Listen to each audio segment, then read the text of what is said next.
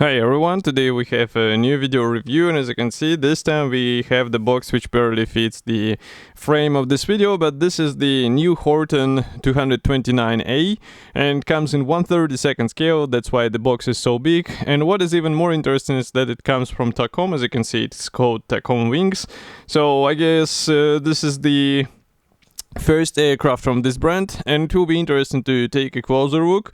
As for the Horton, it will be available in several versions. This time we get, let's say, the simple one, and then there will be also the Night Fighter as well. So as I said already, the box is large. Here you can see comparison with my hand. We have quite nice box art here, and the kit number is written here 32001. And then on the side you can see also the marking options. So I would say this is something typical for this type of the aircraft, so there is no surprise in that. On the opposite side there is the parts map or the sprue map, but we will be checking them one by one, so I guess there is no need to focus on this right now. Let's just lift the box lid. As you can see, this is the box with the top loading, and it's a bit of a tight fitment. I don't know why, it just struggles to get off, but you can see that the packaging is more on the tight side, so we have all of the frames filled up to the top. And as far as you can see, this is the resealable plastic bag, so it should be quick and easy to open.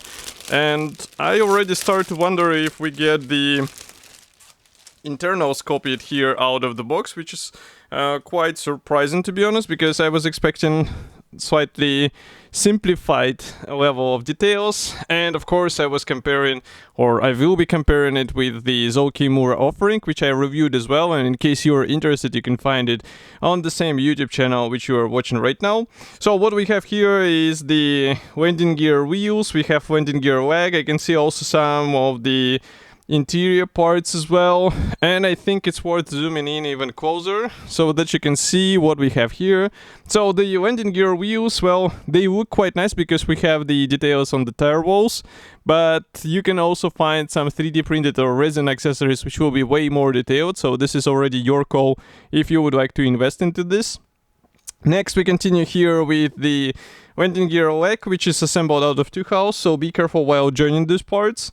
And here you can also see some of the minor elements, a lot of thin parts, so that's why I say that maybe we will be getting the interior as well. And here you can see also the wheel fender, which is molded as a single piece part, so this is also quite a useful thing because such design should be easier to assemble and it will be less, let's say, prone to the possible error or to the not realistic appearance. Now I'm opening the sprue B, and this one is smaller, but the parts look a bit more tricky than what we just saw. And in a second I will explain you why. So here it is. And you can notice the, well, first of all, we have the canopy parts. This is the canopy framing for the main section, which is movable. Then we have another one here for the windscreen, and they are very thin, so if you can see it now on the zoomed in view, it's a really nice molding quality, but it will require some careful installation. Also, those are, I guess, the cockpit walls. This is the cockpit interior, the instrument panel. Also here we have some parts for the fuselage. Those are the parts for the internal structure. And also here we have some parts for the wing mechanization. So all of this looks good, but I wonder how it will be installed and where you have to plan the paintwork in advance, because otherwise it might be a bit tricky to get to some parts. Well, just like with any interior kit, it's usually quite fun to try to strategize all of the paintwork. And next is something what I like, especially in the aircraft kits. So as you can see, this is the nose section of this aircraft. It is molded as a single piece part, and it means that in such a complex shaped area you will not have any seams and gaps, and this is really cool. And as for the external features, you can notice that we have the recessed panel lines and rivets, so this is also nice, and we have the thin attachment points, so I don't think you will have any issues here. And maybe such design can also help you make the part removable and make it easier to show what is inside. And regarding what is inside, we have the, as far as you can see, both engines included, which comes also as a nice surprise, because this thing is not advertised as the main feature of this kit. I don't know why they do not let's say focus on these items, but let's zoom in, let's not zoom out, and this way you will be able to see these engine parts. And as far as you can see, out of the box you get really detailed engine, so both engines will be nicely detailed. Maybe it's worth getting some wiring or replicating it somehow with some references, but that's pretty much all I can come up with here. And I can notice that we have some wiring or piping here. We also have some parts for the pilot seat, and all of this is quite nice. So this type of the sprue A, it comes in two pieces because we get the engines and we also get the landing gear, so that's why you get a double set. Next, if we are talking about the subframe, let's say, or the internal structure, the Horton is quite notable for its design. I really recommend to check some let's say reference books, or maybe if you'll find some movies about this aircraft, because the design was quite ahead of its time, because it was a flying wing obviously. And here you can see, for example, the main frame sections, and it's cool that they are molded as a single piece part, so you won't be able to assemble these tricky angles in a wrong position, and the same can be said about this panel. And the only thing is how to paint all of this stuff, because it will require some time for sure. Also here we have the wing ribs, and if I flip over the sprue, you can notice that we have some guiding elements, but still I would rather check everything in a dry fitment, because sometimes well, this size of the models and this type of the kits with a lot of internal things, it requires some tweaking. And this is not bad, it's just because some parts tend to misbehave, and then you try to align them properly. Next we continue with the sprue C. Here we have the external fuselage panels, and as you can see, these are nicely detailed as the large sections. I can notice that they repeat the panel lines, which is also quite good.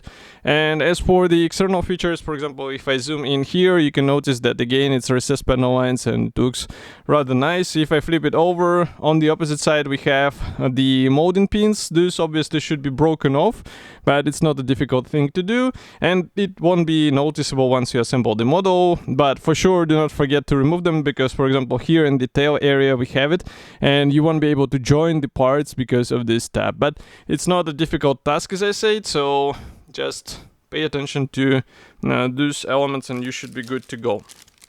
What is interesting about this kit is also that we get the figurine included. And by the way, Takom will be also releasing this figurine in the bigger scale, I guess for the figurine builders, but here we get it obviously in the appropriate 1/32 scale, so you can place this guy in the aircraft. And the well, the pilot suit for Horton was also quite special, definitely different from what we are used to see in World War II fighter pilot uniform. And as you can see, the parts division is rather typical for a 1/35 scale, so it should be easy to get everything together, and then you will have a nice addition, because as I said, not that many brands are actually including the pilot figurines in their kits, and I think Horton deserves it even more because of this special look and quite unusual appearance. Next, we continue with the sprue E, and that's where we find the wing panels. So as you can see, these are quite large. Here is comparison with my hand.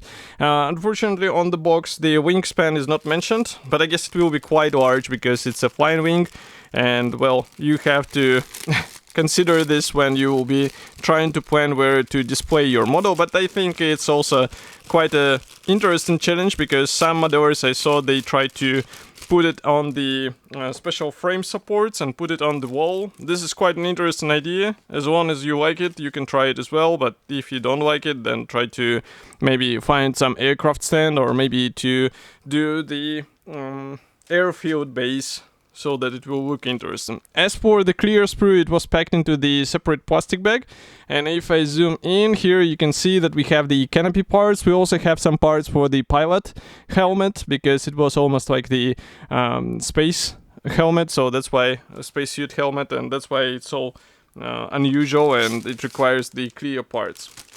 So we've got the last gray plastic sprue remaining in the box, so just give me a second.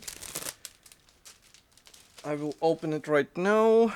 And that's the sprue D, and here we have also the wing panels, so I'll just zoom out. We have the wing mechanization here, we also have the wing struts, and note that, well, Takom decided not to go with all of the wing struts replicated, just like Zokimura did. I guess that's because it will be barely visible, but this wing root area, it will be copied with these parts, and if I flip it over again, we have quite nice guiding elements, so do not worry. It should be easy to align those two large parts together. It's not something of a difficult task. Obviously, the whole kit is not for those modders who only start with aircraft, but I guess if you have like several models behind your back, then you should be good with this one as well. So now I'm trying to open another plastic bag which carries the assembly manual and the PE thread, so it will take some time as well. And we have here the unpainted PE thread. So, just a second. And painted PE thread will be handy for the seat belts. And maybe I will do the zoom. And now you can see what I'm talking about here. So those parts are more than welcome. You can place them on the pilot or on the pilot seat. It's just a matter of painting them properly and also installing them with the CA glue because, well, the PE parts always require the CA glue to be used, as we all know. The decal sheet comes in the separate plastic bag, and here we have only one decal sheet. Here it is. I will close the lenses. The smell is quite interesting. It's paint smell, but kind of sweetish. So here you can see also that we have the crosses. We have this plastic separated into several sections. We have the stencils included. We have also some parts of the camouflage included. These areas. Some modders would prefer to paint them with the masks, but obviously decals are also good in case you don't want to spend your time trying to cut all of these masks. And as for the assembly manual, here it is. So here I guess we close the lenses even more, zoom out, because it's the album with the silhouette here on the first page, and we also have the history note. Then we continue with some safety advices and the parts map. And then here we start assembly, so everything starts with the subframe. So as you can see, everything is getting together between these separate bars. So pay attention to their fitment, because that's what will decide the fitment of the fuselage panels as well. We also have some options for the open or closed landing gear, I guess. And then, by the way, here you can see the wing struts. Next, we have also machine guns being inserted. And we continue with some parts installed onto this subframe. I'm just looking what is assembled here. I guess this is the special part for engine. So engine nozzle probably.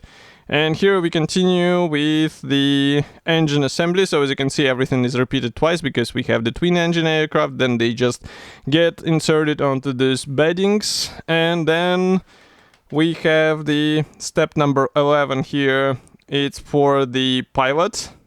So that's the helmet being assembled.